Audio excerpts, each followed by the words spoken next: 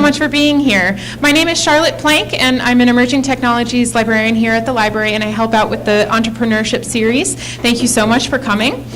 We're so happy to have you here tonight. This program is part of the library's Burton D. Morgan Entrepreneurship Series and is co-sponsored by Akron SCORE.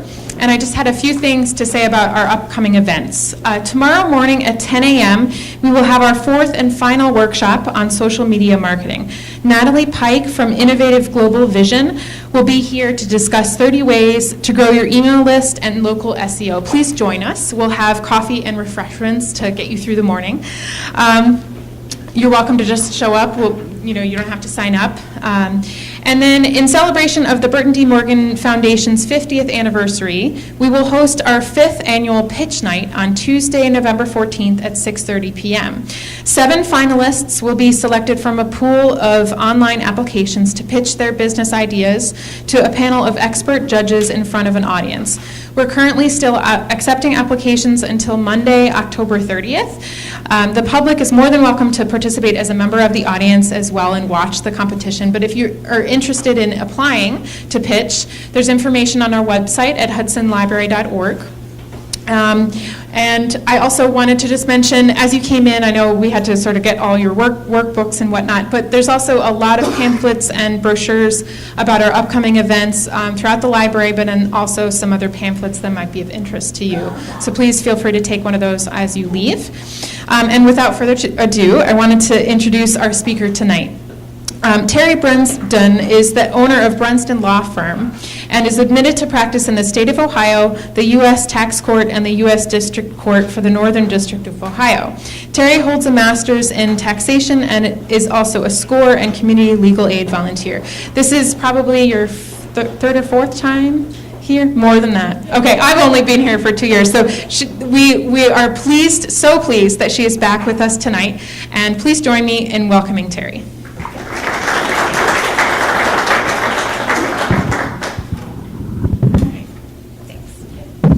All right, I usually speak pretty loud. Can you hear me? Can everybody hear me?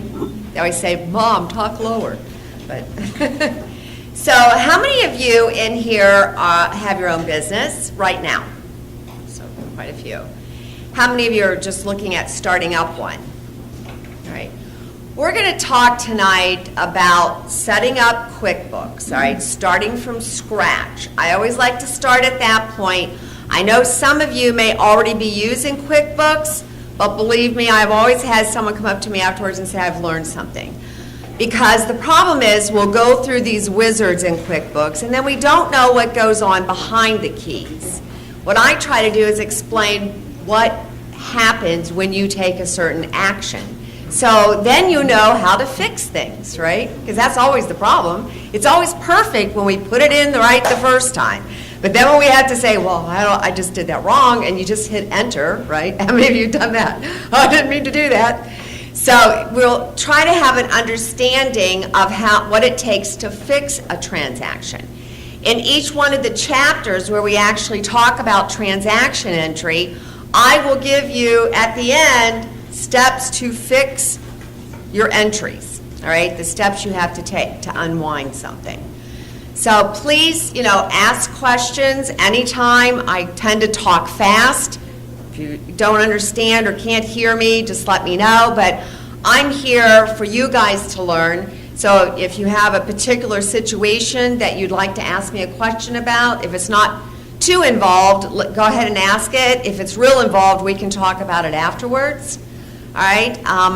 The other thing, too, is please make sure if you're coming tomorrow night to bring your books back, and that you've signed the list back there for SCORE so that they get credit for all the people who came tonight. All right, so we're going to start on page 3 of the manual, and I do try to follow the manual because I know people get upset if I get ahead of myself, so I'll look down and I try to stick with that and give you the page reference. When you're first learning QuickBooks, it might help to work in a sandbox environment. And to do that, you can work with one of the sample companies. There's one that's a service-based business, and that gets into like job costing, which is something we won't cover in this course. Or there's the merchandise company where you're selling products. So if you say, I wonder what happens if this, or how do you set this up, maybe you go over into those sandbox companies and take a look at them. So I'm going to open up, and I give you the instructions here, to open a sample file. You see it right here. Oh, yeah, right. Okay. And then you can choose. Now, in the book, I choose a sample product-based business. So I click the drop-down, and there it is. It'll take a few minutes to come up. It has to update it because it pushes all the transaction dates forward, so let's give it a few seconds. Now, a lot of times people will ask me, what version of QuickBooks do I need? How many of you are using QuickBooks online? Quite a few. I hate the online edition, but the reason is I like to have 50 windows open at one time, and that's just not possible in a browser-based piece of software. But, you know, it is nice with clients. Yes? Is it possible you could dim those front lights? Can I dim the front lights? Yes. Okay, because I have no idea. But, yeah, QuickBooks Online Edition, they charge you, I don't know, what do they charge you a month?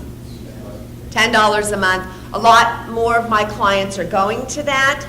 My concern with it, just so you have a heads up, whenever the IRS comes in to audit you, they always ask for your QuickBooks file. All right, they want your QuickBooks file. Well, I'm not giving them online access to my QuickBooks file. So I've had to try to bring that data back for clients, and it doesn't always come back successfully. But, you know, just keep that in mind. Maybe you want to print transaction journals, transaction registers at the end, save them into Excel. We will talk a lot about some of the audit protection techniques as we go through this course, because I try to gear it as being proactive and, you know, the things that I've seen them request from clients and the things that you may want to do just to protect yourself. Anybody in here from the IRS? Just kidding.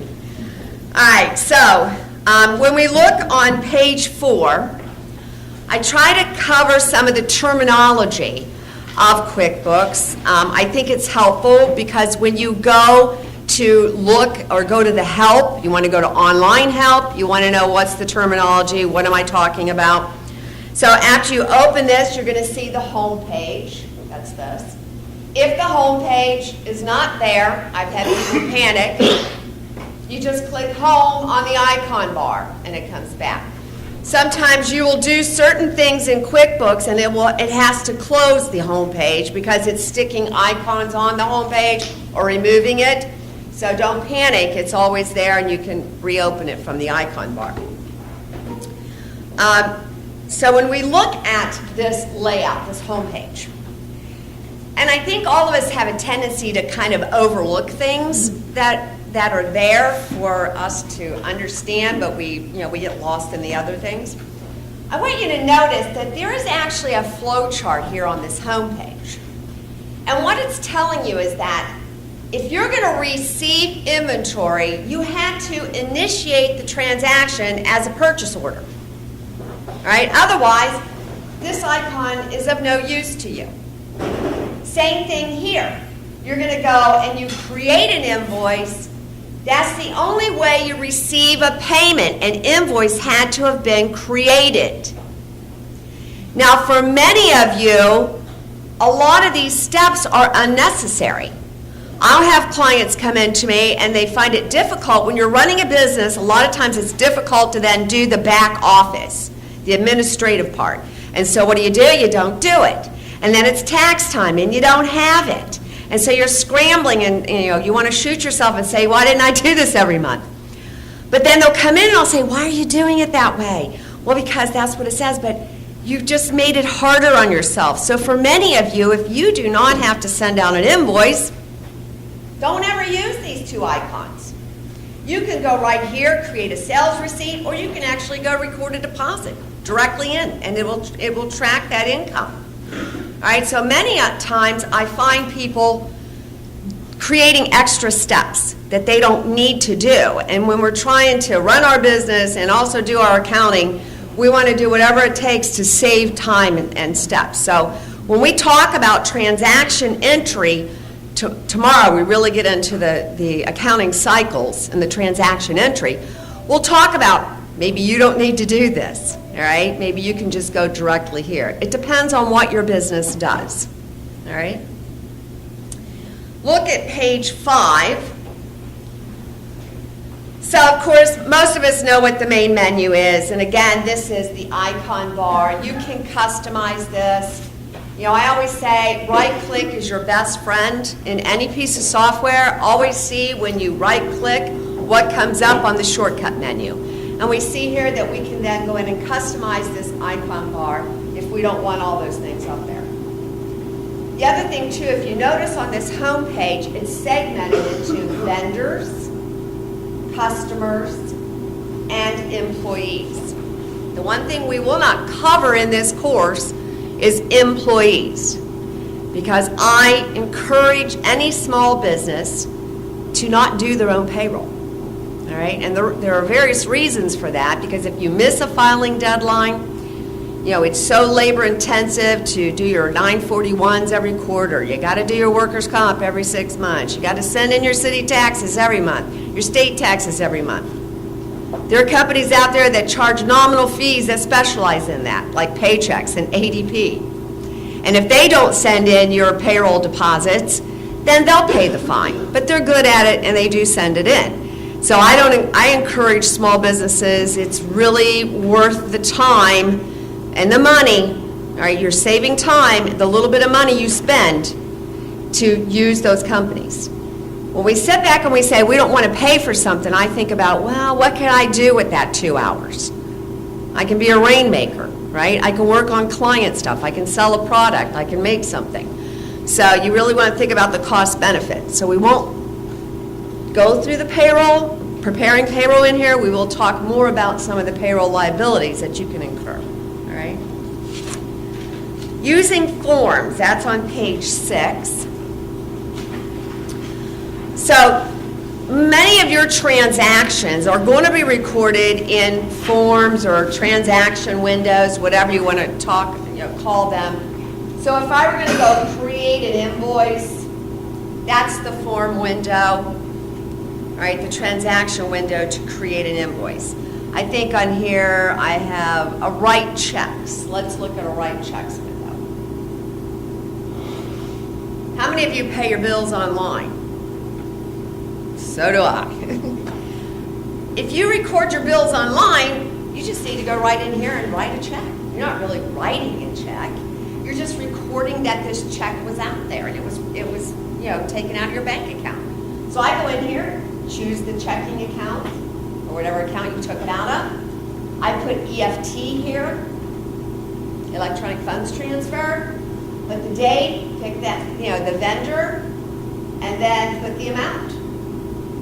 And then it's going to post. Yes? Was under the impression that certain banks. Absolutely. There are certain banks that you can actually bring those transactions in. I encourage you, if you're going to use that functionality, to make a backup of your data file before you do it. All right, because I had a client that, remember when PNC bought NCB? I know, a while ago.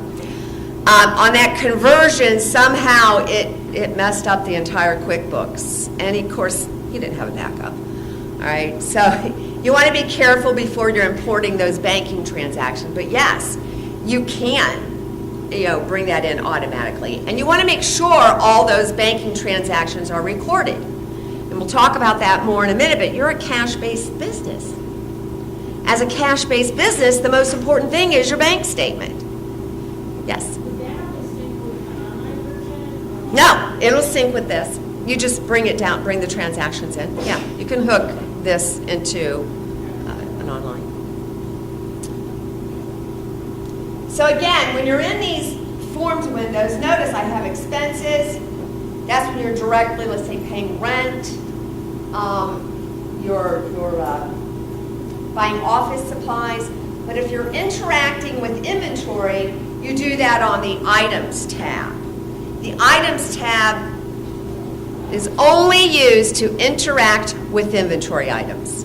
And we will cover the various types of inventory items in here. How many of you sell merchandise? Quite a few, okay. So we will cover that. All right, look at page 7. We talk about the centers.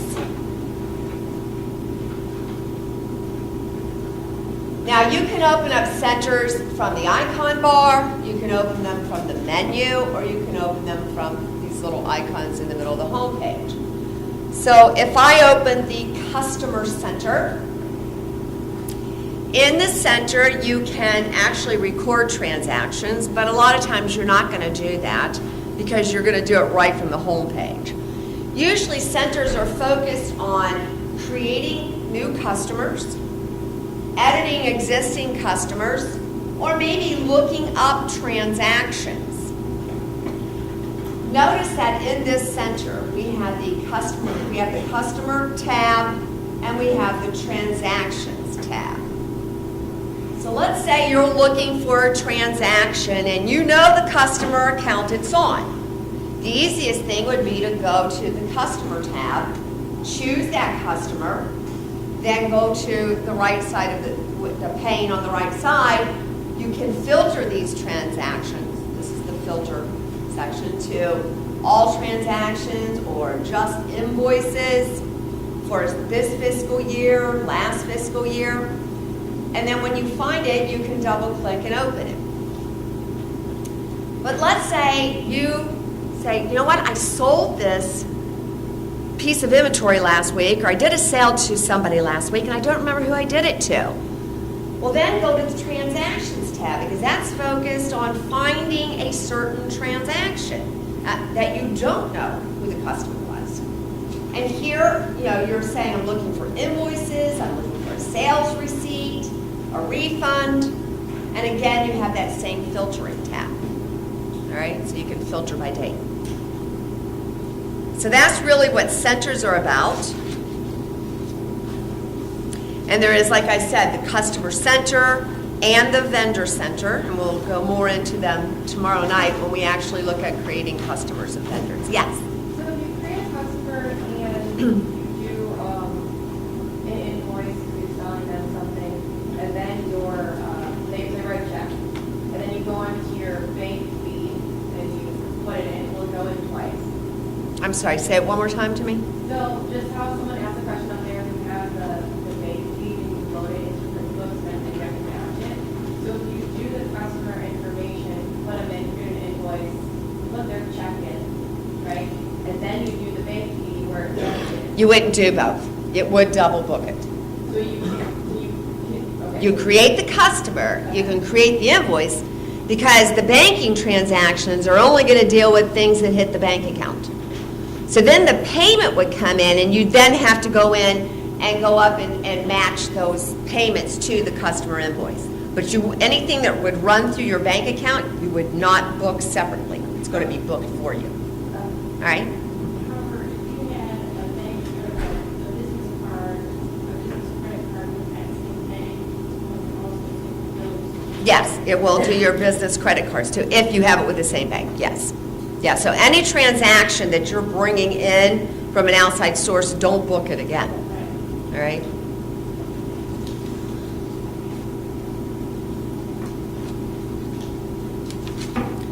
All right, on page 8, it talks about using registers. I highly do not recommend using a register because you need to really understand how is it posting. It's not as easy because with a form, it has all the fields there. You're just tabbing and you're giving it what it wants. When you're in a register, let's say I'm in the checking register, and you want to try to book an entry. All right, so I need to make sure I hit that. Is that the debit? Is that the credit? All right, so, it's better if you need to put a check in, go do write checks. If you need to do a deposit, make a deposit. All right, it's just a lot easier for you from an accounting perspective to not do it through the register. All right? Yes? what if your accountant asks you to record the check in your register? What does that mean? Okay.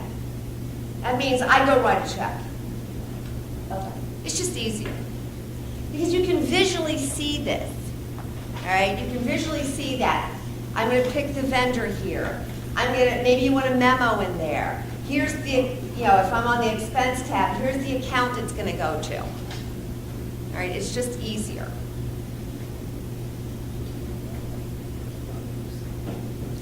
All right, let's look at page 9, and we talk about all the accounting you need to know. How many of you like accounting? Yes. All right, so when we talk about assets, and I'm gonna bring up this chart of accounts because it's kind of important. View or list chart of accounts. I always do Control A, brings it up. But when we look here, we have the name on the account, and we have the type. We also, can see that there is a balance here. When you're looking at the type, that is important. It says what financial statement does it go on? Is it an asset? Is it a liability? Is it equity? Or is it something that goes on your income statement, like income or expense? So that type tells QuickBooks where to put it. I've had people send me their QuickBooks, they created an account, and I'm like, this is an asset account. But they made it an expense account. Those things can be fixed, but I'm just saying, understanding that that account type tells QuickBooks where it goes on what financial statement. When we look at the definitions, we have assets, we have liabilities, and we have equity. Those are all balance sheet accounts. Those go on your balance sheet. So if I look at reports, company and financials, and I look at balance sheet standard, a balance sheet is often called a picture of your financial situation, all right, on a given day. What's in your bank account? What liabilities do you owe? What are your accounts receivable? What's your inventory? All right, so that's what a balance sheet is used. It's a picture on a day.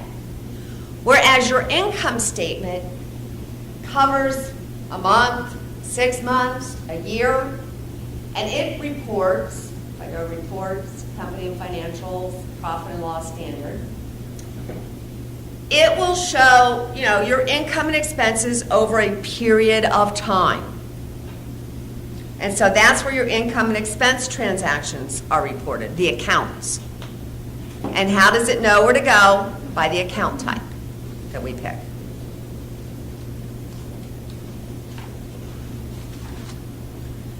So when we look at numbering your accounts, and we'll see this when I create a new company here in a little bit, QuickBooks does not, when you create your chart of accounts, QuickBooks won't put these numbers in front of it. And these numbers, as an accountant, we know anything that's a 1, if you look at page 10, anything that begins with a 1 is an asset. A 2 is liabilities. Did you ever notice how, if I click on this, it's going to sort by that? Well, if I put savings, my savings is going to be down the bottom. And that's an asset. And I like to see as accountants, we're trained, assets come first, liabilities next. Then we scroll down. We see equity. We scroll down, we see our income. I mean, we're used to seeing it in that order. And that's why giving your chart of accounts account numbers will always have them sort by what type of account it is. So there, we're going to see when we go through the wizard to create a new company, how we turn on account numbers, and then we can go in and fix those things. All right? Any questions? Yes? Can't you just sort by the type column? You can, all right, but it's not necessarily always, you're going to get it the way that you want. I've seen people have these in the wrong order because the type is not correct. It's just a lot easier when, from an accounting perspective, I'll always get my clients Quickbooks and I'll turn on their account numbers. We're just used to it. It's what accountants are used to. All right, let's look at page 11. All the accounting you need to know. Again, what are assets? And I list them. Most of us can understand what assets are. Liabilities, we all know what we owe. And then equity, that's always the big question. What is equity? So someone will say to me, I put $300 in my business. Where would you record that? You put it in an asset, cash. Where's the other side? Remember, accounting is double entry. Equity is your ownership entry. Yeah, you put Assets and equity, yes. All right, so equity is your ownership, what's left over, what you've put in, what you've taken out, and any income or loss that has gone over a period of time. So that's what your equity accounts are, all right?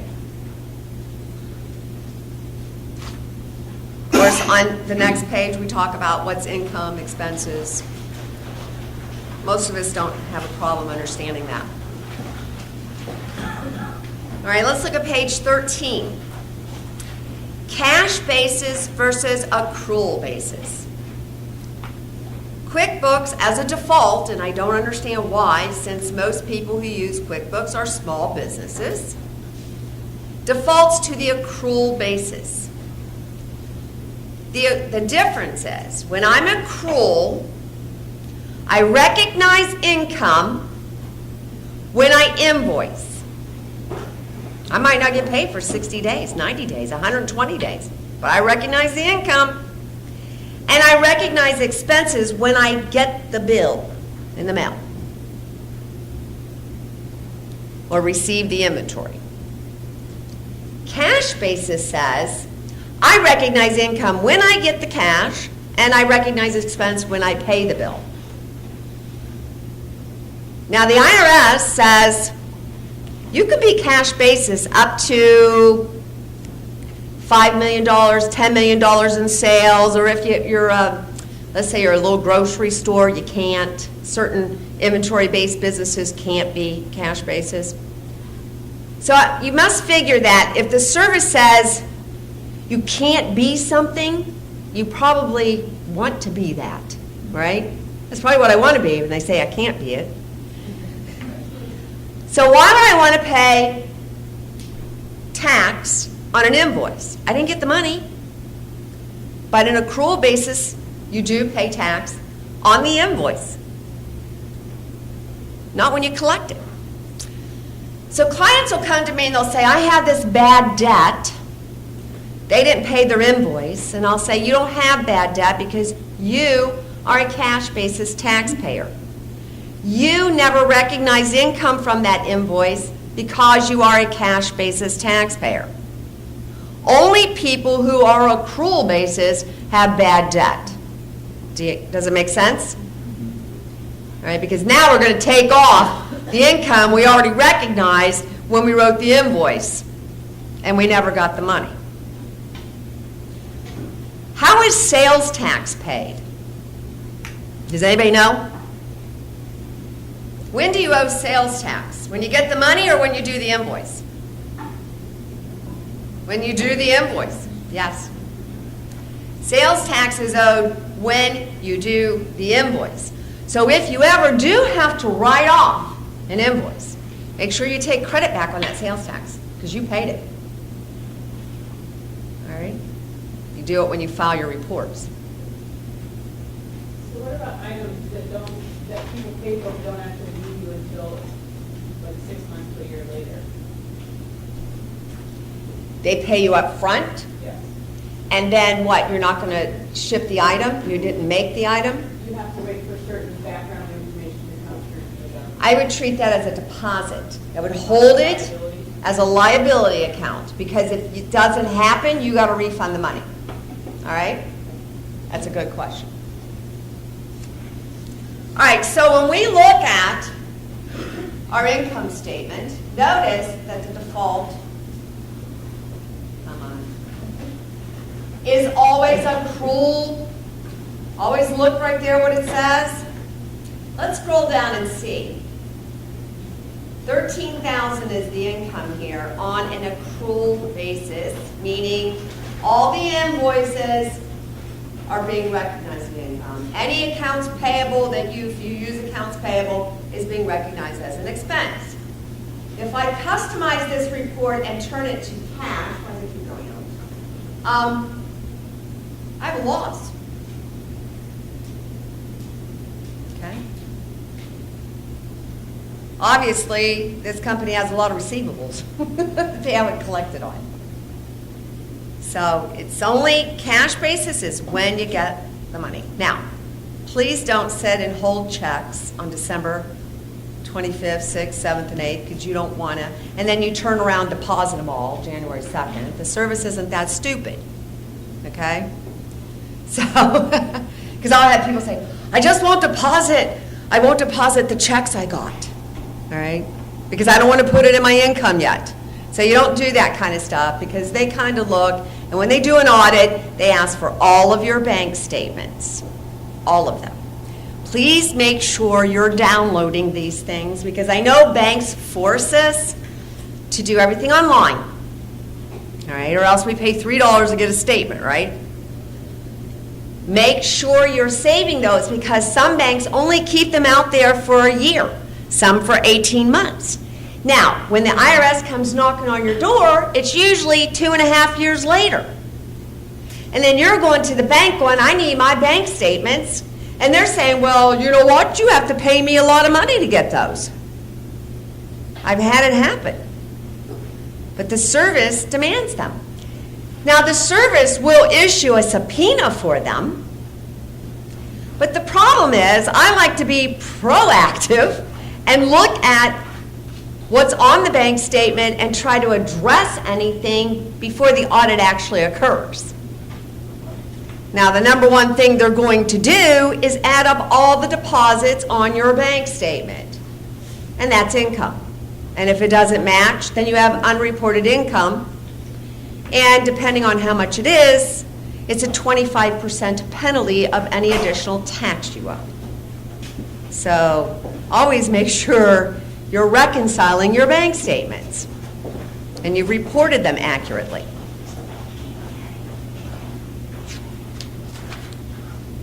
All right, so on page 14, I talk about the balance sheet, which I already showed you, and the income statement, which QuickBooks calls a profit and loss. I always love,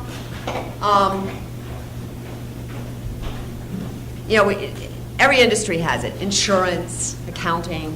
We like to use all these different terminologies, and it kind of confuses people. But a profit and loss, a P&L, and an income statement are all the same thing. All right. There's also another statement here called a statement of cash flow. And what that does, and let me show it here, show it to you.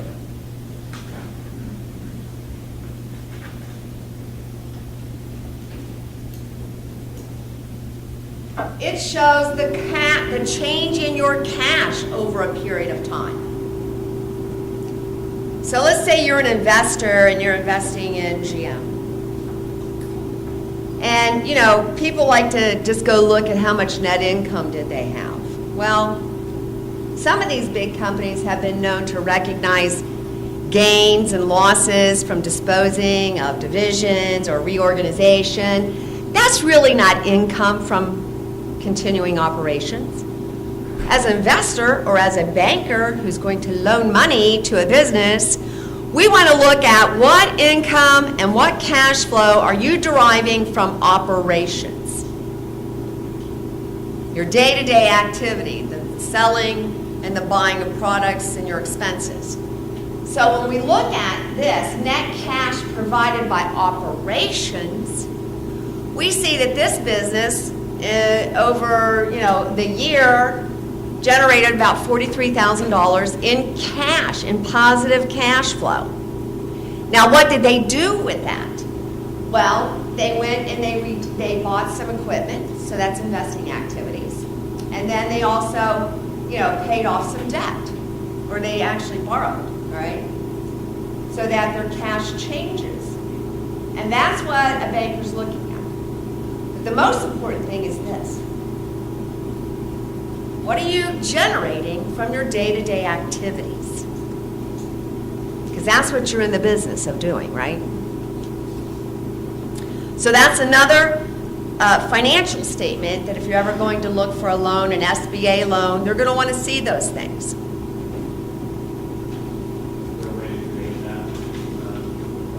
It should be there. It'll be there somewhere. It's just not as on the same menu. Yeah. Yes. Because it's there. They have the same thing. It's just a little different layout online. Of course, I see you're using a Mac. So it's probably good. No, it's probably good you have online. Because when your accountant wants to look at your books, the Mac, QuickBooks, desktop is not compatible with a Windows-based system. So it's a lot better if you are online, if you're a Mac user. All right, look at page 15, and I talk about exiting QuickBooks and backing up your data. Here's the thing we want to think about. I'll close all these. When I go to File, Back Up My Company, and if I create a local backup, right, on my machine, it'll help if my machine crashes, somehow it corrupts the data file, which that usually doesn't happen as much as it used to in the old days with QuickBooks. I've never really had it happen. But it's not going to help if the laptop is gone, a fire destroys your office, and all you have is all your backups right here or on a little thumb drive that's sitting in your office. So I always recommend having a cloud backup. Now I'm not talking about QuickBooks Online Cloud, because you still then have to physically go back it up to the cloud, all right? And I had a client who said, I went to get my QuickBooks off the cloud, my backup, and it wasn't there. I use Carbonite, all right? It's about $65 a year. Actually, I have the Enterprise, so it's a little more expensive. But it's real-time backup, everything on my machine, all the time. For $65 a year, when this is your lifeblood, right? I think it's worth it. And like I said, there's a little icon down here that'll tell you if you're backing up. Of course, I'm not right now, but right there shows you that it's off. But it's online all the time. You need to go get a file, you just go grab it down. It's just like another drive out there. I'm not a fan of Google Docs. Anybody ever read the license agreement on Google Docs? They own everything you put out there. So if I'm writing a book, do I have a problem here with my copyright because I put it on Google Docs? I'm not a fan of Dropbox for sensitive data because it has security issues. So when you're looking at things, you really want to pay attention to what are their security standards, who owns the data, how well are they backing it up. Carbonite has one of the highest ratings of online backup. Any questions? No? All right, we're now on to lesson 2.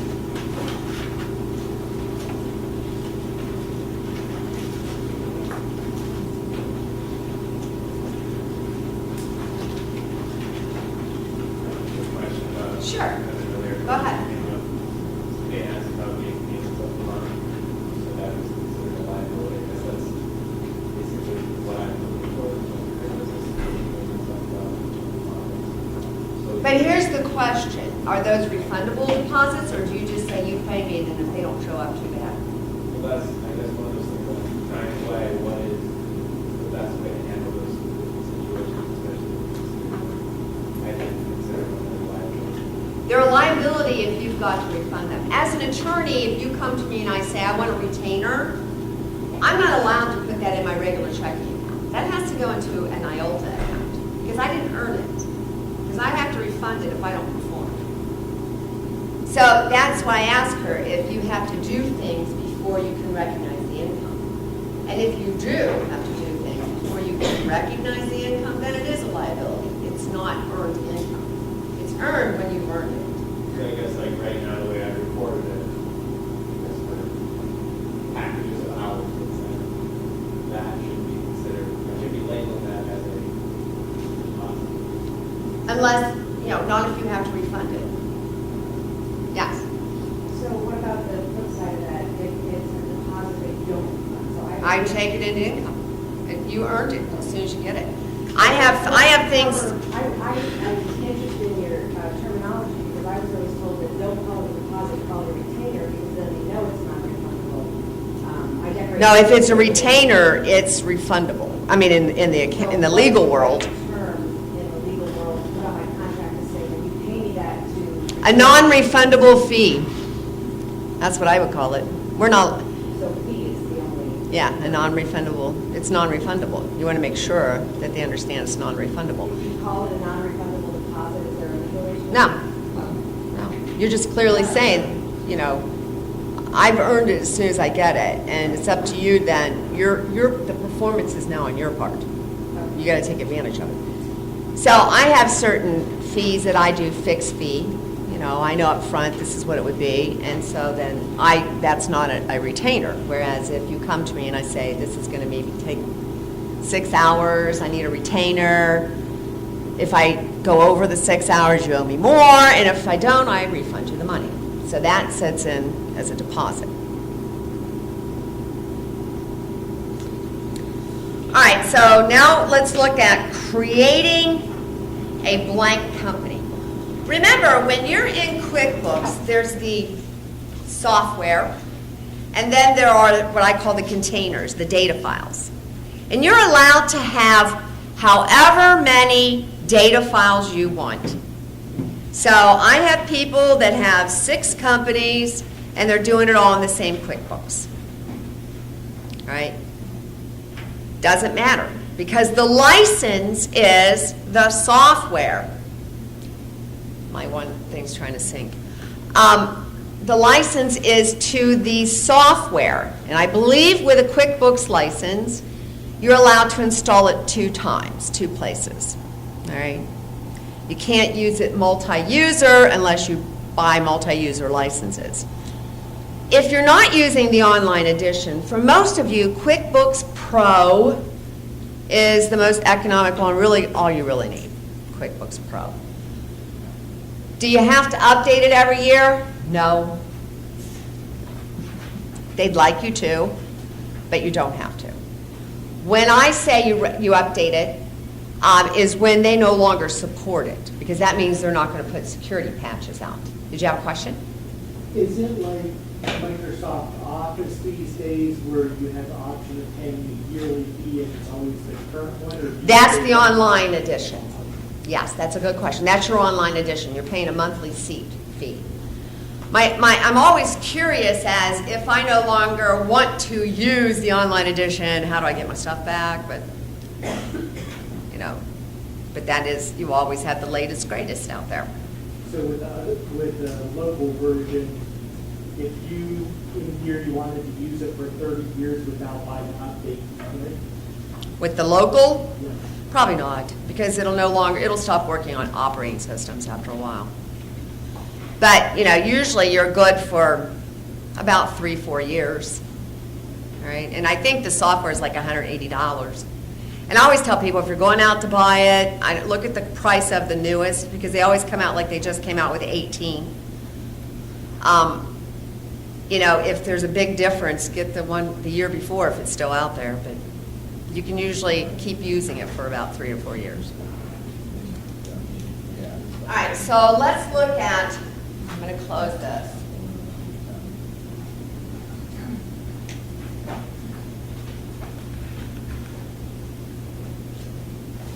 And then what I'm going to do is toggle to, I have the QuickBooks Accountants Edition, so I'm going to go to the QuickBooks Pro Edition because that's what most of you are going to use. Toggle to that.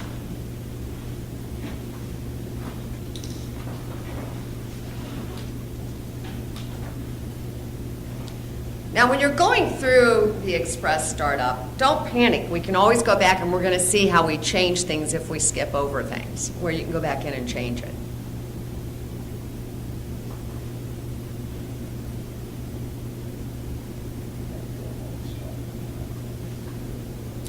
All right, so I'm going to say create a new company. And you'll see, this says express start. Somehow now it says start setup. You've got to enter the business name. Anything with the red asterisk you need to enter. So I'm just going to call this test. And I can type. Industry. Now, why do they want you to pick that? So they can sell you tax software. Go ahead. I have a question. If you have a business name, but you're doing business as, what should you put in there, the DBA or the actual? I put the actual name. And then later on, I'll show you where we can do a DBA in the company. Because some of that I want would be the doing business name to flow to some of the documents, so. I'm sorry, I didn't hear you. I said, you said put the corporate name, but I'm recognized by the DBA. There's a way within the confines of. So when you're doing your, and you'll see here in a minute, we can change that, so don't panic so much with it. But it's how you want your invoices to come out. Correct. But if you're doing, and you're not going to do payroll in here, right? No. Okay. Because this is really critical when you're doing payroll. So it's not so critical when you're not doing payroll. Any other questions? Yes.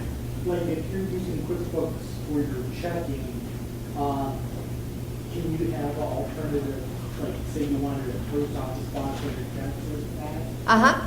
Can you do that, or do you have to put it in here? No.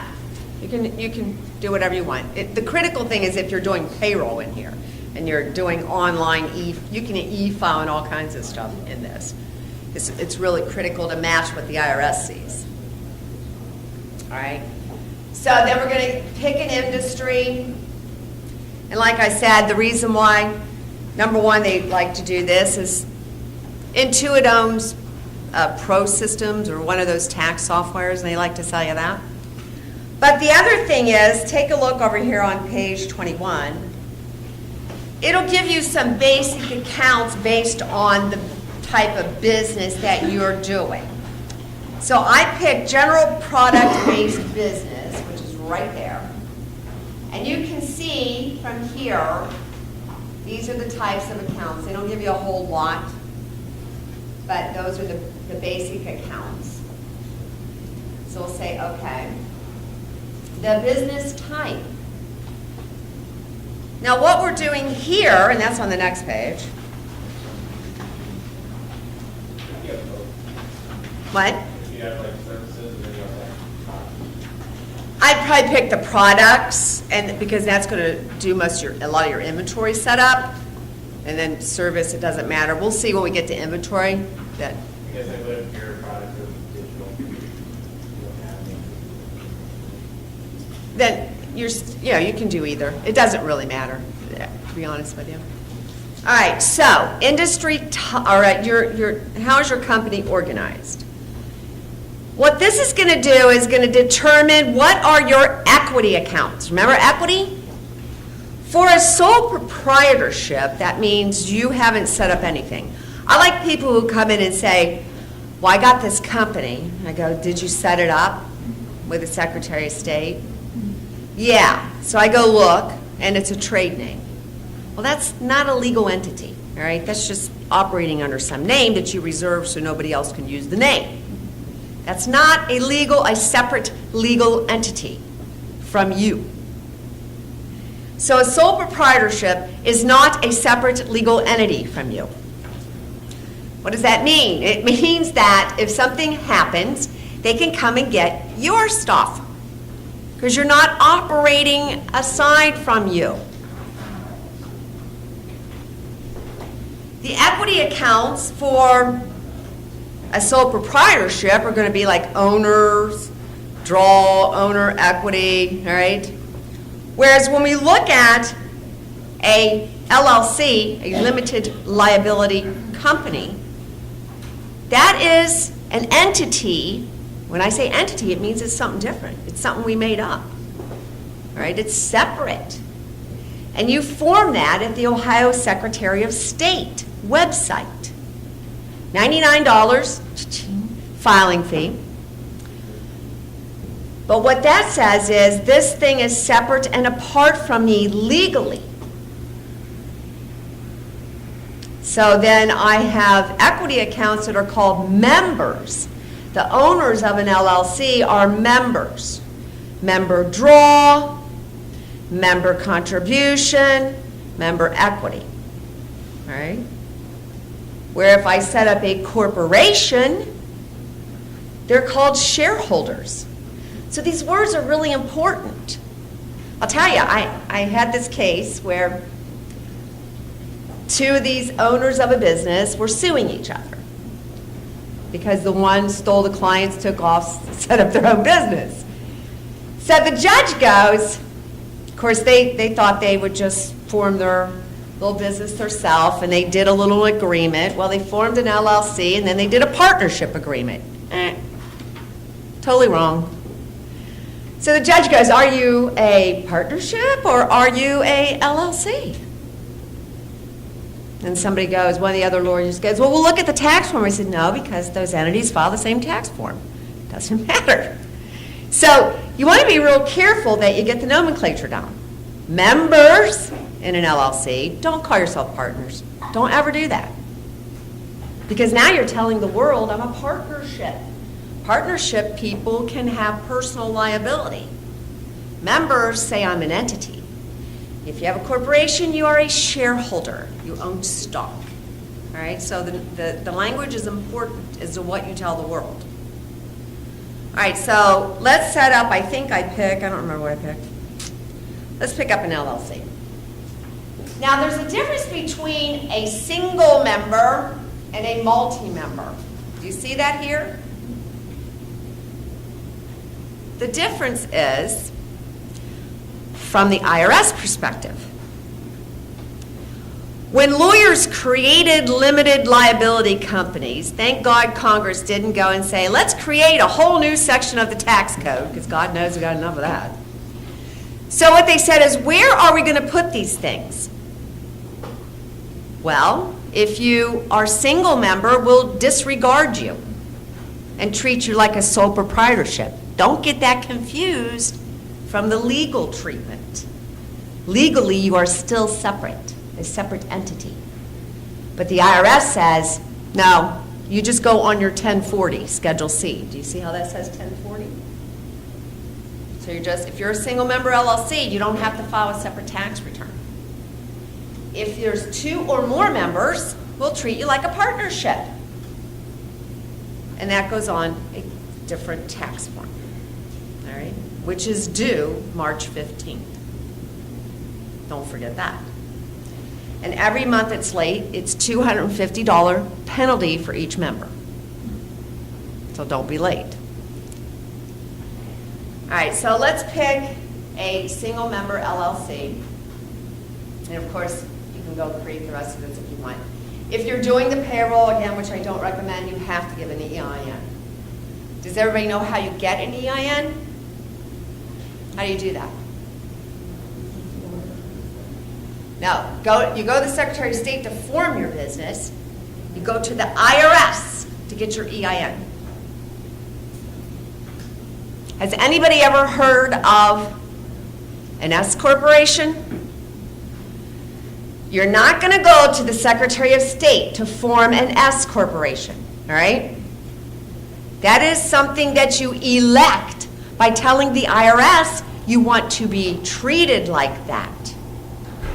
So an LLC can say, yes, legally I'm a limited liability company, but IRS, I don't want you to treat me as a disregarded entity, or I don't want you to treat me as a partnership. I want you to treat me as an S corporation. And you file a form with the IRS to tell them that. Same thing with a regular corporation. You tell the IRS, I don't want to be a C corporation, I want to be an S corporation. And a lot of times people don't want to be C corporations because your tax rates are very high. At $50,000, you pay 15%. At $75,000 in income, you're already paying 28%. It's pretty high. Whereas individuals, we have to have a lot more money before we get into that tax bracket. So a lot of times, regular corporations will be treated as S corporations. Right? So I'm going to create this company now. It's got all the information it needs. to create the data file, and that's what it's doing right there.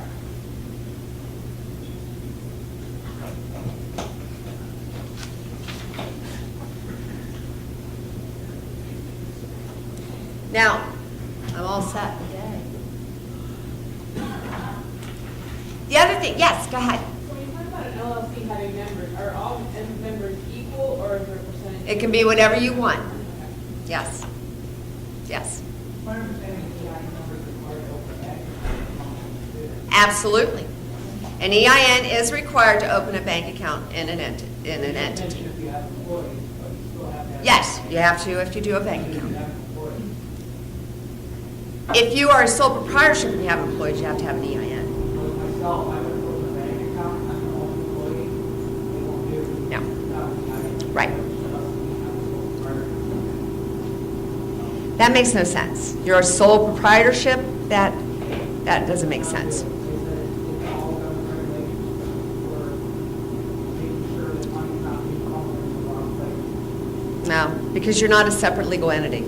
That makes no sense. It would be in your social number. I've tried. I'd like to talk to that banker. But I do know that banks are starting to require operating agreements for LLCs to open up a bank account. Have you encountered that? Yes. Used to, if you were a single member LLC, I'd say create your LLC, get your EIN, go open your bank account. But now they're wanting the operating agreement. Yes. I always call it a business prenup. It's actually your governing document that says this is how we're going to do this is how we're going to do that. It's really critical if you are more than one member, because there are now new partnership audit rules under the IRS that say we will audit the partnership and not the individual partners. And the drawback to that is that if there is any tax, it's at the highest individual rate there is. And I don't know about that because I'm a single member. Yes. Okay. But now they're requiring it for single member LLCs, the banks are, all right? So, and you don't, it's not a partnership agreement, it's called an operating agreement. And it just says like, here's the name of our company, these are the members, this is what they own, this is how we treat it for taxes. It's a whole, a lot of paragraphs that set forth how the government is governed. All right, so then on page 25, this is a little different here. It didn't open up the little wizard on page 24, probably because most people don't like that anyway. So page 25, now we have created this data file, but there's a whole lot of stuff going on behind it that we need to do to make sure that it's ready to be used.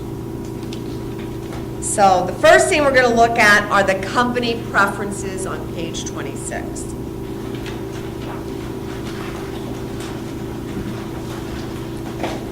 So when you go to edit preferences, this governs the defaults of how things happen in this data file. It's different for every data file. So if you set it in here, then you create a second company that you use for another one of your entities. Again, you have to go through the preferences. When you look at the preferences, notice there's a My Preferences tab and a Company Preferences tab. My preferences stay on this machine. So if I pick up this data file and I put it on a new machine, my preferences don't go with it. All right? That's just a user thing. Whereas company preferences stick with the data file. So wherever you put this data file, it's going to, have that set. All right, so we look on page 26, we talk about the preference types. And those run down here to the left. So I'm going to go first to the accounting preferences. Notice it does not have that turned on to use accounts. So let me close this a moment, open up the chart of accounts. That's all the chart of accounts they give you, basically. You got to do a whole lot of entering here, you noticed, right? But notice there's no account numbers, and we do have our types. So I'm going to go back to edit. I'm going to view the icon bar at the top. It takes up half the screen. All right, so let's go to edit references. And accounting, and again, that's a company preference only. If I say use account numbers, and I say, okay, I'm going to move off this, and I'll say, yes, I want to save them. And notice now, it has the account numbers. You see that? Yes. Did the system assign those account numbers? Based on what I gave you in chapter 1. 1's are assets, 2's are liabilities, 3 is equity, right? And is that modifiable then? Say, oh, Yes. I didn't Yes. assign it. Mm-hmm. All right, let's go back to accounting. Notice that, we can automatically assign general journal entry numbers. So when you're entering a journal entry, it'll go 1, 2, 3 sequentially. Warn when posting a transaction to retained earnings, because you should not be posting transactions to retained earnings. Warn if transactions are 90 days in the past. And you want to do that because, I don't know, especially someone like me, because it's probably May before I stop working in the last year. Because I'm always working in January, I'm still in the last year, February, March, April. So you want to catch yourself so you're not backdating things accidentally in your own software because you can't remember what year you're in. This one says warn when posting transactions 30 days in the future. So it's just to try to catch accidental data entry, because it's real easy, especially when you get into January, right? Now this is to close your books. I highly recommend you do this. Let's say I'm done with the month. I'm done with the tax year. You need to go in here and set a closing date. So you don't post and mess up something back there that you've already reported on a tax return. I cannot tell you the times that I do a client's tax return. The first thing I do when I get their QuickBooks the next year is I run the financial statements to see if it agrees with what I had last time I did their tax return. And I can't tell you the times it doesn't. Because unfortunately, when you void a check in QuickBooks, it goes back to the prior year or whenever you wrote the check. So that's usually a cause of the problem. But if you'll set this date, it tells you in your head, oh my gosh, I guess I have to go back and let it do it, and then I'm going to have to make a journal entry to fix it. Because there's no way to say, void the check today, not when I wrote it 2 years ago, a year ago, although you shouldn't let checks get that old anyway. All right. So I always encourage you to, when you're done with an accounting period, to enter that date. The other thing is, if any of you ever have someone else who's doing entries for you, you can be even stronger by providing a password here so they can't override even when it says you're posting to a closed period, and they go, well, I don't care, I'll just hit it because it took the entry. This way they can't do it without providing that password, right? Any questions? Yes? Kind of a side question. You know how on some checks it says good for 90 days? Yes. Or whatever? In reality, do banks do those restrictions or do they cash them? No, they do. They do look at them. And the other thing too is, let me tell you a weird thing. I never write checks, right? But I wrote this check to somebody, And I put the dollar amount up here, but when I wrote it in the words, I guess I didn't put the cents on it or something. And they did what I wrote, not what I, and I never knew that. So I'm like, why is that check like that? So I called the bank and they're like, yeah, we looked at what you wrote. Who looks at that? They did. So yeah, they look at those things. The other thing too is there's such a thing called unclaimed funds. You ever heard of unclaimed funds? We'll say go look up and see if you have any unclaimed funds. As a business, when you pay somebody and they don't cash the check, then you're supposed to every year report that to the state and escheat, that's called escheat, the funds to the state so they hold it for them. Now what I do is I send a new check and write it to the person and say, please cash this check, you didn't do the last one. Because I don't want to go through escheating funds, it's a huge nuisance. But that's really what you're supposed to do. So, you know, when people are doing their bank recs in QuickBooks, and I'll say, my God, you have a check here that's 3 years old. Do you really think that that check's ever going to be good? Yeah, you can't let those old things hang around.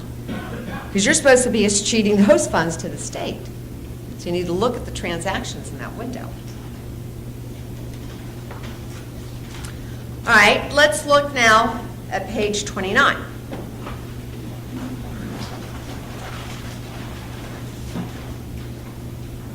We're going to look at payments now. Automatically apply payments, automatically calculate payments, and use undeposited funds. When I automatically apply payments, if you're invoicing and then you receive a payment on an invoice, it will apply the payment to the oldest invoice automatically. That's what that means. That doesn't mean you can't change it in the window. It just means that, you know, it's going to save you maybe some data entry if that's normally what happens. You don't have to have this feature checked. Automatically calculate payments. It's hard to show it when I don't see, it won't let me open anything right now. Okay, let me do this. We'll go back. So I'm in the payment window and I put an amount in here. Automatically calculate payments, well, I can just mark here and it'll automatically put the amount here. So it'll automatically calculate what your payment is. So it depends on your preference, what do you like? So automatically apply says I put the amount here, it goes down here, if there's a bunch of invoices, it pays the oldest one. Automatically calculate says, if I, instead of putting an amount here, I just click, click, click, and it'll automatically put the amount here. Yes? What happens if you provide a discount for an early payment? Does the system automatically calculate? No, you would have to put that in here. See right here, discounts. See? And we'll go more into that tomorrow night when we're doing transactions, because remember, I got an empty database here right now. But that's a good question now. All right, all we're trying to do here is look at ways to save data entry.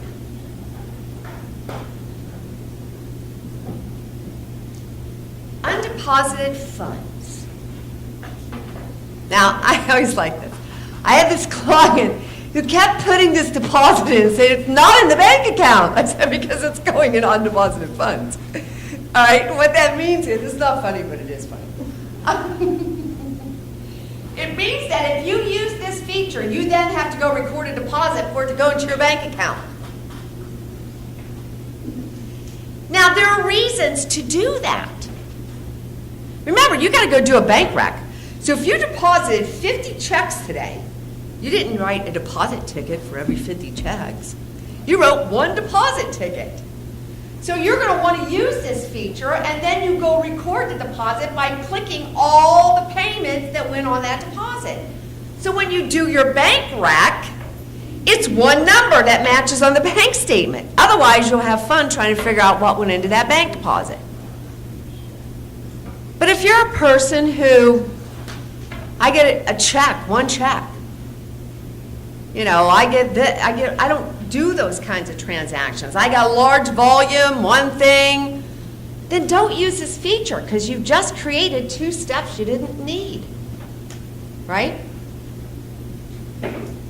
So that's why it's important to know what goes on behind the keys and the preferences that are there and setting those preferences. But what happens is when you record a deposit, it makes an entry into the undeposited funds account and then moves it to your bank account. So you're not going to see it in your bank account until you do that. Take that step. All right, so look at page 30.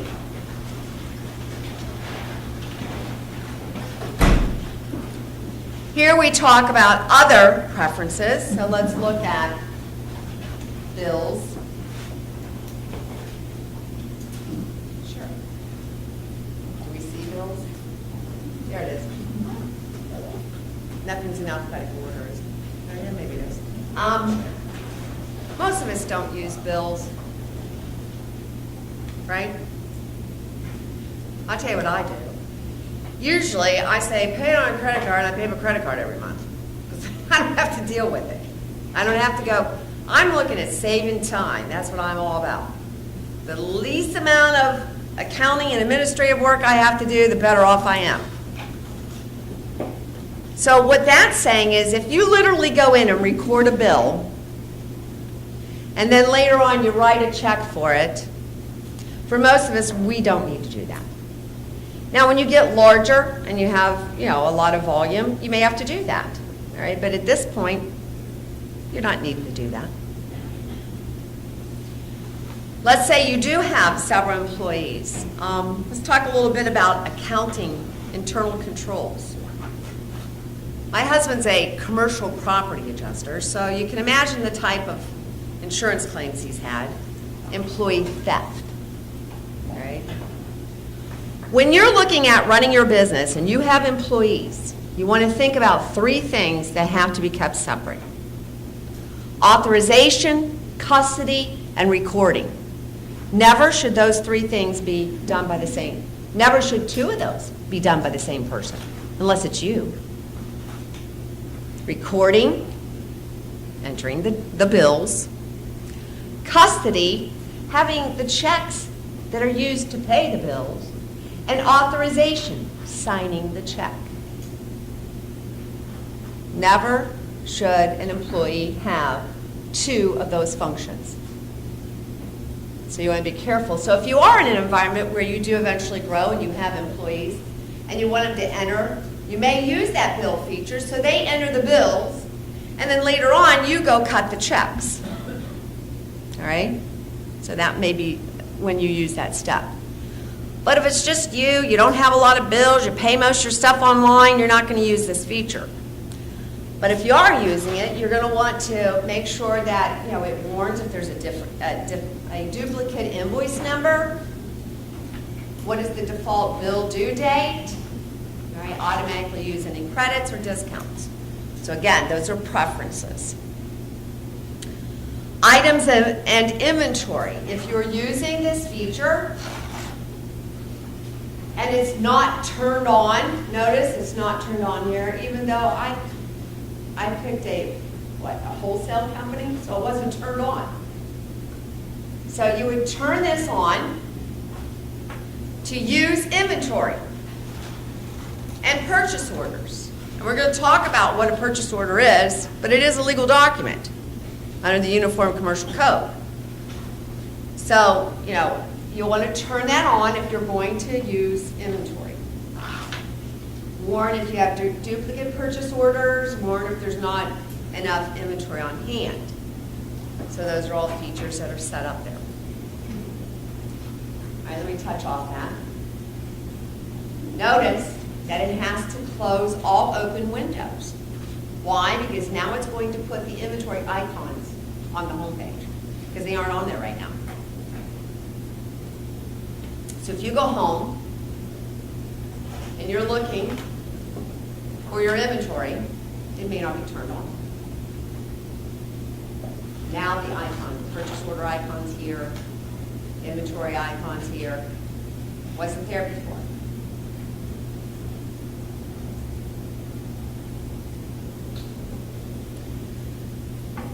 Jobs and estimates. An estimate, we don't have sales orders in QuickBooks Pro, so you could actually use an estimate instead. And then that can be turned into an invoice. Payroll and employees, told you, you can activate that. I don't recommend using it. Reports, let's look at reports and graphs. Again, I'm going to go to company practices. When I look at my reports, what does it say is the default? Now, if you're a company that invoices, you may want to leave it as accrual to look at your reports, but whenever you're doing your taxes, please turn it to cash. Make sure that you read what's on that report. What basis is it? Cash is what you want to be. Sales and customers. Right, so that's just some basic. If you want to use, a packing slip, or you want to have some type of shipping, usual shipping method, you ship at UPS and you want to charge it. I think there are ways you can hook in to these vendors automatically and ship out through QuickBooks. If anybody does a lot of shipping, sell on eBay or Amazon or anything like that. Sales tax. Do you charge sales tax? Now, if you're looking at the sales tax code under the Ohio Revised Code, what you're looking at is, unless it's listed as not taxable, everything else is taxable. So the default is it's taxable. So I have a guy, we did a state offering compromise on his taxes. And all of a sudden, the state's saying, why don't you have a vendor's license? I'm like, what's your vendor's license number? You don't have one. I'm like, oh my God. Now do we open up a big can of worms because you don't have a vendor's license? What is it that you do? All right, so you want to be careful that you are charging sales tax when you need to charge sales tax. The other thing is that, you form an entity, a corporation, an LLC, you are personally liable for sales tax. And the state of Ohio has 40 years to collect, and it cannot be discharged in bankruptcy. It's a fiduciary tax. You collect it on behalf of the state. And I had a client get criminally charged for not paying the sales tax. We had to go to muni court. All right? I'm looking, I'm like, oh my God, in all the years, I've never seen anybody criminally charged. I'm looking at the code, it's like, yeah, you can. It's a misdemeanor. So I'm calling up the prosecutor, and he's like, what is this? And I'm like, they didn't pay their sales tax. He goes, people do that. I said, all the time. So, if your business is starting to go down, don't pay your vendors. Those will go away in bankruptcy, but your sales tax won't. If you get a vendor's license, as soon as you get it, they will tell you if you're quarterly, semi-annually, annually, or a monthly filer. Whatever they tell you, you must file that report, even if it is a 0. Because if you don't, the state will file one for you. Yes? Uh-huh. So if you, on a service-based company, purchase materials, install and sell materials, You get a resale certificate. Yes. And then when you give that resale certificate to whomever you're buying the materials from. All right? so you would need a vendor's license. Yeah, normally you'll get a vendor's license to do the resale. And where do you obtain those? Ohio Business Gateway. And if you have questions, you go to the Ohio Tax Department. It's an excellent website. It answers a lot of questions for small businesses. But everything we do with the state of Ohio, as far as employer taxes, sales tax, vendor's license, CAT tax, commercial activity tax, all done through the Ohio Business Gateway.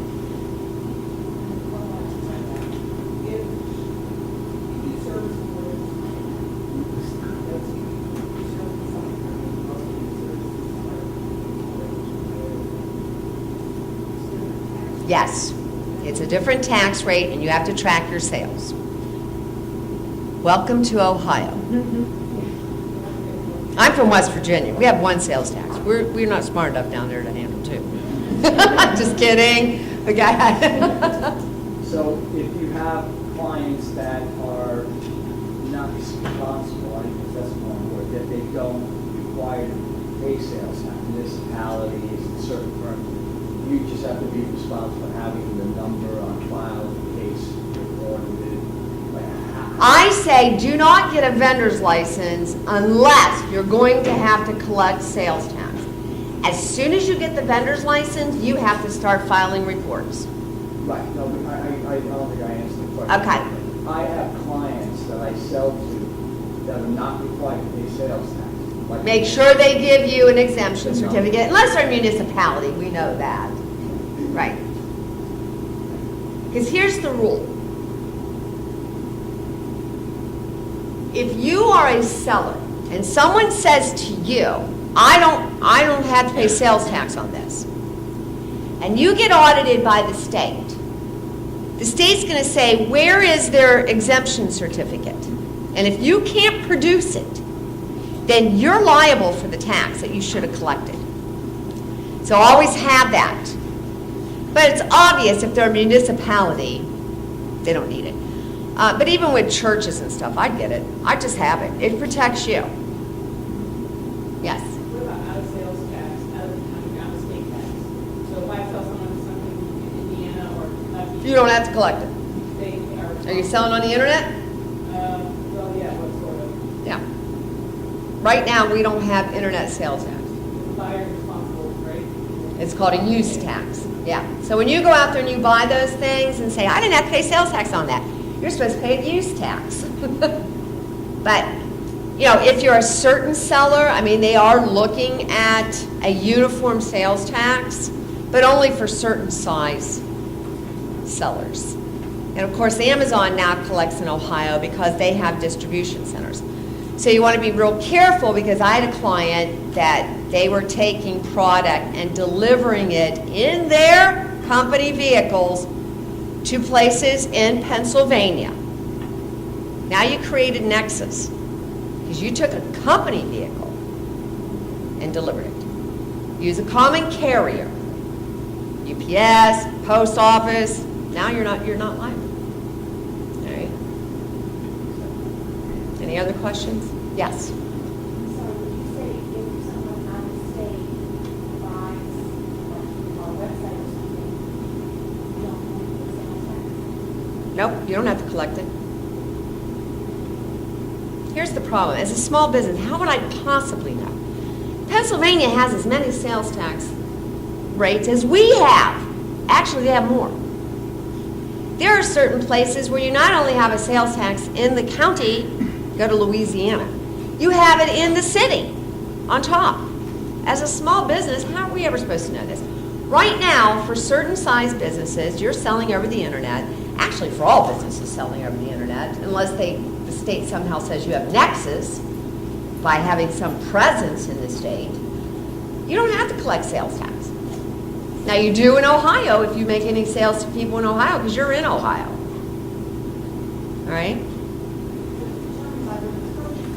Yep. Any other questions? Sales tax is, it's not a fun area. And the other thing is, don't try to get out of paying vehicle taxes. I never even knew this existed, but I guess all these RV people create these Minnesota or North Dakota or some other state, some state nobody would want to go to. Just kidding. They create these LLCs, and then they somehow put their motor home in this LLC in this other state, and then they don't pay the sales tax. Well, the state of Ohio's on to them, and they just sent them a letter for 4 things. Because they live in Ohio. There's ways around it, because the state says, okay, so you bought it there, but if you didn't pay it on the sale, we have a use tax here for storing it here, for using it here, right? Now you're coming back, and the bad thing is when they come and get you, it's 5-6 years later, and you got big penalties and interest on that. So you just don't want to try to outsmart them, because they're getting better because we have computers that look at everything, right? Same thing with payroll taxes. If you do not pay the payroll tax withholdings, you are personally liable. And again, not discharged in bankruptcy. However, the IRS only has 10 years to collect. Thank God. You'll never outlive the state collecting you. 40 years. But 10 years for the IRS. All right? All right, so when we look at page 32, we're going to look now at customizing our chart of accounts.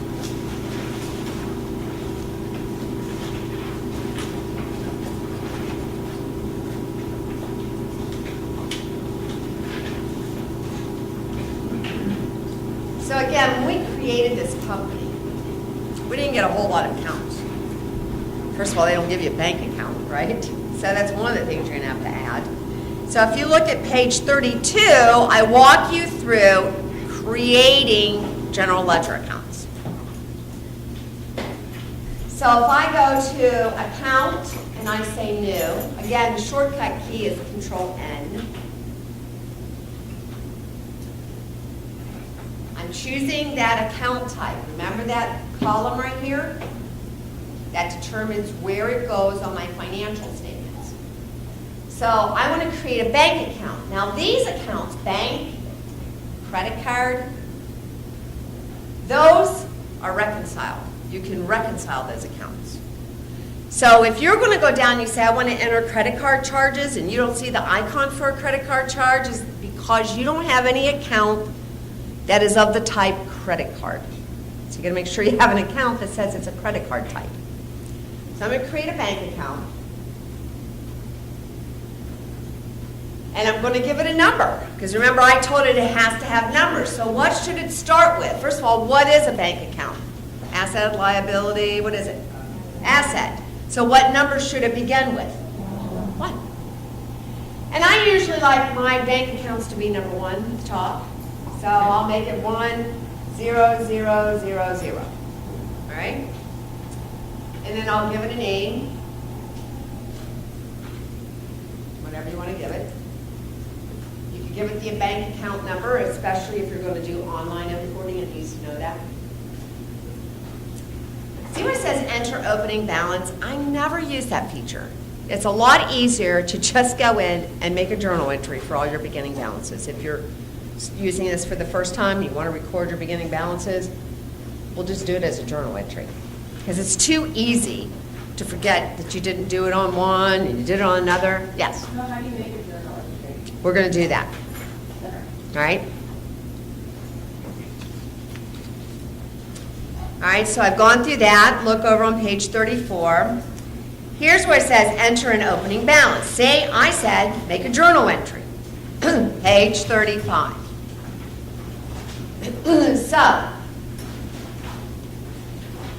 So you can set up online services. Do you see that? So we'll go with whatever, make sure your bank supports it. I think most of them do. So I'm going to go enter a beginning balance for my checking account, because I don't have anything else. Maybe I have some, I don't know. We'll set up something else. So I go to company, and I'll do, right there, make general journal entries. It says, hey, we can automatically assign numbers. We know that. So turn that off so it doesn't come on all the time and drive you crazy. All right, so I've gone in and I've put $1,000 into my bank account. Remember, accounting is double entry. Debit, credit. So I come down here and I make sure I have the date correct. And then I choose the account. Debit. A debit increases assets, increases expenses. And a credit increases everything else. It's easiest, right? A debit increases assets and increases expense. If you want to increase anything else, like equity, liabilities, income, that's a credit. So I put $1,000 in here. And I'll say member deposit. Where should it offset to? What's the offset account? Equity, absolutely, equity. The owner put the money in. So right there, members equity, that's where it goes. All right?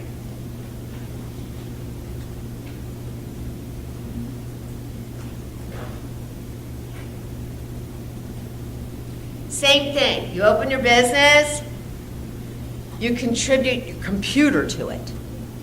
Look at the fair market value of your computer on that day, which probably isn't worth much, but hey, any dollar you can write off, you write off, right?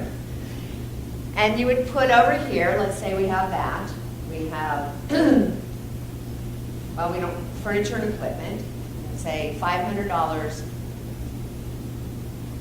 Lenovo laptop. Again, I put this in, so it's going to go to members' equity. All right. Any questions? No, yes. Can you retroactively do this? I mean, Well, unless you filed a tax return. no, just a couple of Yes. If you're operating out of your home, where it's like over your home, can that be like part of utility, part of the? That's home office expense. Usually what I tell people, there's when you're looking at home office expense, there's called the safe harbor, which is $5 a square foot. Now the beauty of using the $5 square foot safe harbor is, you know, I have a 10 by 10 room, 100 square feet, right? I don't do math, I'm just an accountant. Is you can still take all your mortgage interest on Schedule A, all your real estate taxes on Schedule A, and if you get audited, the IRS isn't going to ask for all your utility bills. You also don't have to depreciate your home. So the safe harbor, $5, to me, it's usually worth it because most people don't have that much more in utilities. And again, if you're taking your real estate taxes and your mortgage interest on home office, then usually it knocks you out of itemizing. So now you're going to lose your contributions and anything else you had. So that's why I usually say use the safe harbor. But if you don't, then you take a percentage. So 120 square feet divided by the whole square feet of your home, and that's the percentage that you take of all those things. All right? It doesn't matter if you own or rent, If you rent, you take a percentage of the rent. so you can't do the safe harbor. Yeah, you can do the safe harbor. Anybody can do the safe harbor. That's an election you make. Yes? How do you enter that safe harbor? Yes. It would be, you debit all the expenses and you credit the member equity. Any question? Now, if you're an S corporation, you need to actually turn in expense reports to your corporation and get reimbursed because there's no such thing as home office expense on an S corporate return. If you're a partnership return, more than one member on an LLC, there's no such thing as home office expense on a partnership return. So again, you got to turn in expense reports and be reimbursed to get that expense on the books. Because it's all, the tax form, there's no such thing as home office. Okay?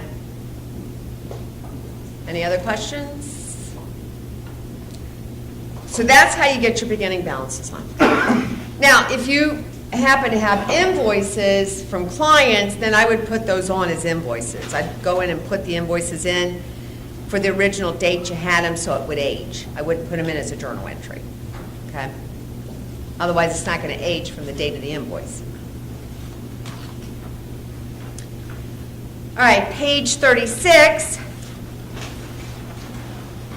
We'll look at some basic adding customers, adding vendors, and we'll look at some of the inventory items. Any questions on this before we move on?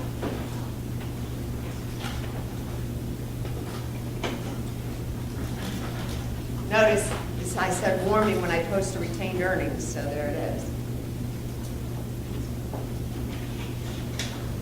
All right, so if I want to add a customer, I need to go to the Customer Center. Of course, I can access it in various ways.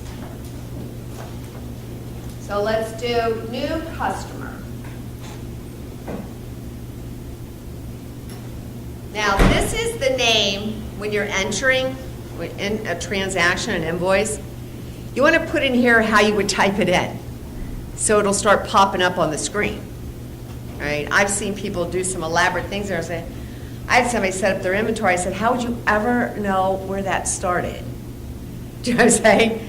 So you want to use things like if it's ABC Company, I would do ABC. Oh. The actual name you're going to put here. ABC Company Inc. Notice it goes down here. This is what's going to end up on the invoice. But this is like the short name so that when you're typing in and selecting it on an invoice or a payment, it's how would I type it in. So then you come down here, you can enter, 1, 2, 3, South Main Street, Akron. And then if that happens to be the same as the ship to, say you're using some shipping feature out in here, you can copy it over. If you're not using a shipping feature, don't do that. That's extra work that you don't need to do. The other thing too is if you want to email your invoices, which this is real good at emailing them, you can actually enter the email here. So that when you do an invoice, it'll say you want me to email it. Right there it is. You didn't have to mail it. You didn't have to go print it. All right, so now that's the address info. Here are the payment settings. That's used if, I don't know, maybe you used account numbers before for the client. I don't know, I've never really seen anybody use it. Payment terms. Say you do have a client who is a big buyer and you'd like to promote, because I was just talking to one of my clients about this. I said, would it be worth it to you from a cash flow perspective to give them a 1% discount if they pay you within 10 days of the invoice? Sometimes that is better. It depends on the volume they're buying. And it may be enough incentive for them to pay you quicker. Remember, we want to talk about that cash flow. When I buy inventory, I've got money invested in it. My goal is to turn it into cash as soon as possible. If I sell this inventory and I ship it tomorrow, and I give the client 30 days to pay, how long is it before I turn that inventory into cash? So depending on the volume that they're buying, it may be worth it to do that. You can say due on receipt. How do you prefer to send the invoice? Well, if you have an email set, then when you do an invoice, every time it's going to ask you to email it. Credit card information. I'm a little freaky about this, okay? which takes me back to Equifax and the red flag rules, which say if there is a breach, and it applies to you and me, I need to timely tell someone, and I need to offer them free credit monitoring. You think Equifax is doing that for free? No. It's required under the law that you have to give them free credit monitoring for a year. If you're going to be storing people's credit card information, please make sure you have a cybersecurity insurance policy.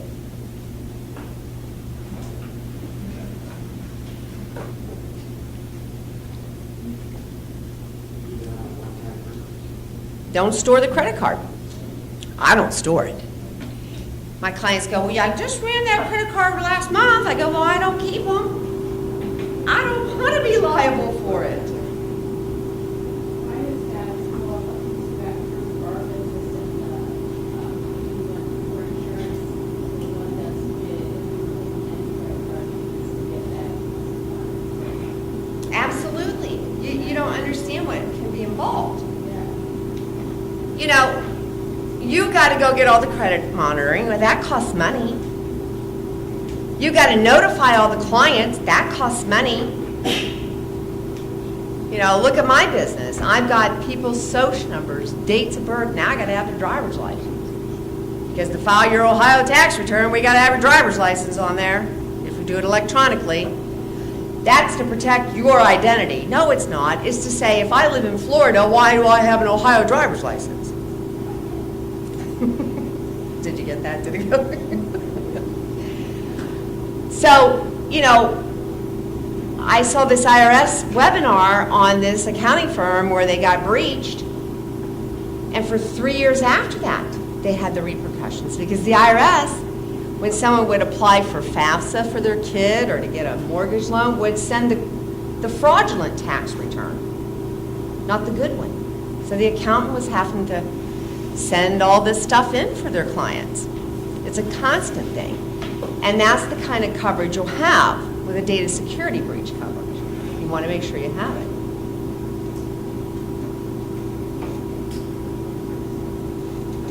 But if you do this, of course, Intuit likes to use their processing. Anybody in here take credit cards? What services do you use? That's why I use Square. Anybody else use something different than Square? Okay. It is all integral, yes. But I also use Square. Okay. How do you handle My fees?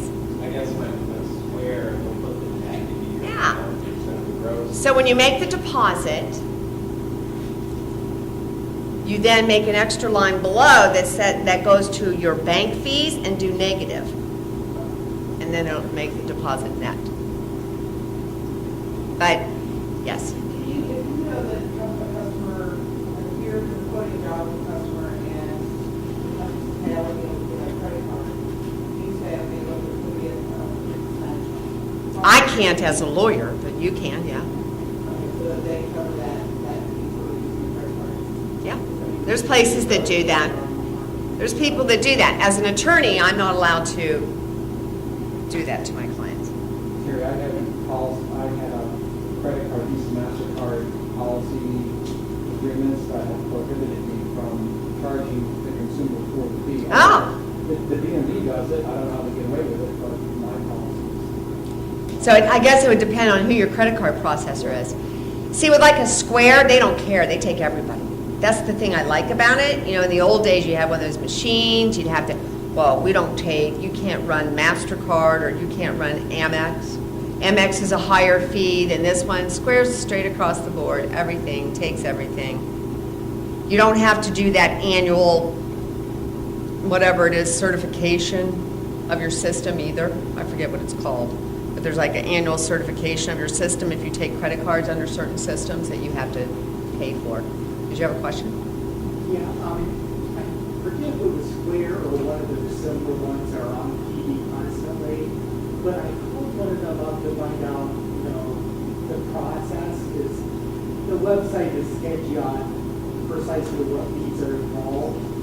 And they told me the sales rep told me straight out that if I have the old-fashioned striper that they give out for free, that if you have A chip? larger volumes or larger amounts, that sometimes they hold the amount for 38. They may. But the other thing too is if you take credit cards and someone has a chip, this is another farce put on us by the banks, all right? Remember, the chip is to protect us. No, it's not. It's to protect the bank. Because what the rule says is if you have a chip, if you take a chip card and you don't use a chip reader, and then someone says that that card was used illegally, they go after the merchant to get the money because you didn't use the chip reader. So Square now has that chip reader. Which you have to pay for. Yes, but again, don't think it's to protect us. Because when I go up to Target, they still don't care. They don't even look at who I am. Any other questions on that? Yes. There's no way to like have Square send those payment and be manually. You have to manually do it. Yes, absolutely. Any other questions? All right, so if we go through now and we look at credit limit, when you set a credit limit, it will protect you if you're making sales to this customer and they're not paying their bills. All right? So then it will warn you when you go to record an invoice that exceeds the credit limit. So you might want to set those things in there. Price level. Most of us are not going to use this, but if you had someone who is, you can actually use an inventory where this is the price list for these customers, but this is a really good customer, and we give them a lower price list. So that's what the price level is about. Any questions here? All right, let's look at sales tax settings. Of course, I don't have any sales tax settings here. We're going to go into this more tomorrow night because it's very confusing and you really need to see the transactions. And I'll explain all about the different types of settings on an invoice on the sales tax. But this is where you would set the default. If someone's not for profit, tax code would be non-taxable. Any additional customer type, this is only for reporting purposes. So maybe you say, like here, they have a referral, a retail, wholesale. You can run reports on this. So that's really what this deal is about. And then job costing, which I don't go into. Any questions on that? All right, let's look at a vendor. Pretty much the same. You go in here, new vendor. You would enter in their name, their address. Again, payment settings. These are your payment settings with the vendor. So if they gave you special terms, or they say, like your utility bill is usually due immediately or within 10 days, right? You would set those. Tax settings. If you are paying individuals, sole proprietors, or believe it or not, single member LLCs, because remember they're disregarded entities, then you need to set them up as a 1099 vendor. And every time you write a check to them, of course their tax ID is their social number or their EIN if they're a single member LLC, and you mark that, then QuickBooks will print your 1099s. And the IRS is after businesses who don't issue 1099s. I just had it happen on an audit. And they issue fines for not issuing. Yes? It is 600 is a threshold. But QuickBooks knows that. It'll only print those. All right? And when you do a 1099, you have to do because we have to go buy the forms, unless you want to order them from the IRS, which are dot matrix forms. This is hysterical, guys. I get them every year, and they're dot matrix. I'm like, no one has a dot, little holes on the side. No, I used to have one of those printers for 100 years, but the IRS still has those forms. So they're a little harder to use if you use those, because sometimes your laser printer, you pull it off and you try to keep feeding it through. Otherwise, you got to go to Office Max or someplace like that and buy them.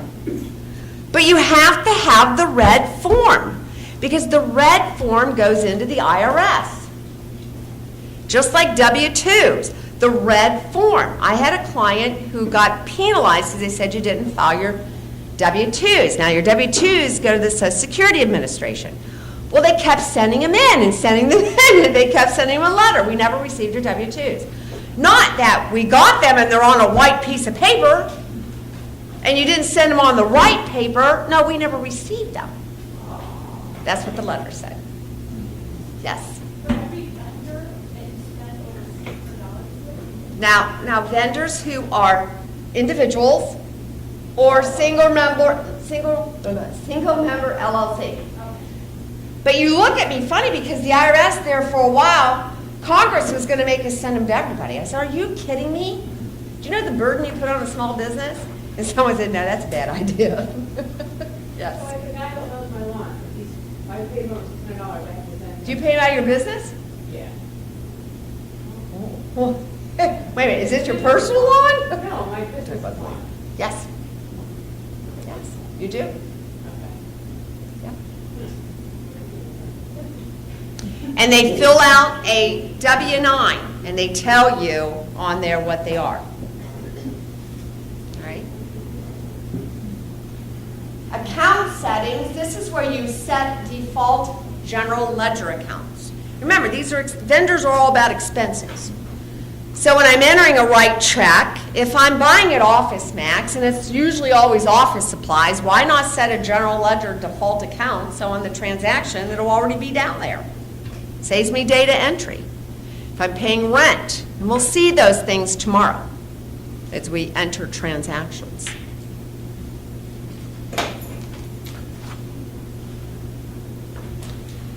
All right, so we got about 5 minutes, and I'm really going to save inventory for tomorrow, and that's the last couple pages on here. Because I think it's better when I talk about it and you actually see it in a company that has some inventory. Because it can be very, very confusing as to what do I pick? What type of inventory do I pick? And it's critical. Does anybody have any questions before we close? Yes?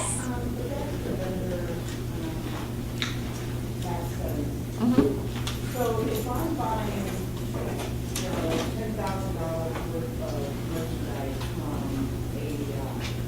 Is ADI Corporation? the other corporation, They don't have to worry about it. okay, so large vendors, Not large vendors, it's what type of entity. Only people who are operating under trade names, operating under some name that's not registered with the Secretary of State, or single member LLCs. That's why you really need to give them a W-9. You ever have to fill one of those out for somebody to get paid? That's why. So they can see what you are. If it's an S corporation, no. If it's a C corporation, no. If it's a partnership, no. Only lawyers, all lawyers have to get 1099. They don't trust us. Did you have a question? I was just going to reiterate what you said, just to be like super clear. So just to be like super clear on my website vendor, which is a corporation, I don't need. Nope, it's a corporation. But the guy that's playing my lawn is just like a dude. Yep. All dudes. I like if it. I'm the dude that's cutting the lawn, what am I Yes. supposed to do with it? You're a nice looking dude. But what, no? What am I supposed to do with the 1099? You give it to them. No, You no. send it to the IRS. I'm Oh, the dude cutting you the got to lawn. file a tax return on it. How do you think the IRS knows you owe them tax? Well, but, okay, so I'm a single member LLC. I make cakes for people. If I make a cake that costs more than $600, they're supposed to send me a 1099, right? So, but I report my income because I track. Yeah, that's okay. Yeah, it's okay because you're going to have that income in there. You don't report it individually. Right. Yeah, you're all right. That's what I'm saying, so I don't understand what I'm supposed to do then with this 1099. Just keep it in your tax records, make sure it reconciles. But the thing is, remember, it's all about computers, finding the tax gap, people not reporting income. How do we get around this? Well, we put it on, usually the tax preparer. We put the liability on the tax preparer or on the business owner to report these things. I mean, honestly, as a tax preparer, I can get penalized if you take the earned income credit and you lied to me and you didn't deserve it. And I didn't ask questions. If you take the education credit, you take the child care credit, they'll penalize me as a preparer. Why? Because we're not going to fund the IRS, so we'll make the accountants or the tax preparers be the enforcers. Yeah. You said you're supposed to send your attorney and then... Yes. All attorneys get 1099s. Even if it's... Doesn't matter what they are. Attorney in office. Yep. Mm-hmm. Do you pay taxes if you're a service business? Yes. I mean, not pay taxes, sorry. Do you charge the customer taxes? It depends on what your service is. Yes, if you're cutting my lawn, yes, you do. You have to collect. Yeah, if you're cleaning my house, you do. I had a little girl, she was, and I'm like, honey, you gotta be charging sales tax on this. What? I'm like, yeah. Yeah, they put a lot on people just trying to make a living, but you gotta do it. The only services really you don't have to charge sales tax for are accounting, because we have big lobby groups. Legal, again, big lobby groups. And, you know, some computer services, architectural services, those kind of things. But most everything else, you charge a sales tax. Construction too? No, because it goes into real property. If you're in here constructing this building, no sales tax, because they're going to get it on the real estate tax.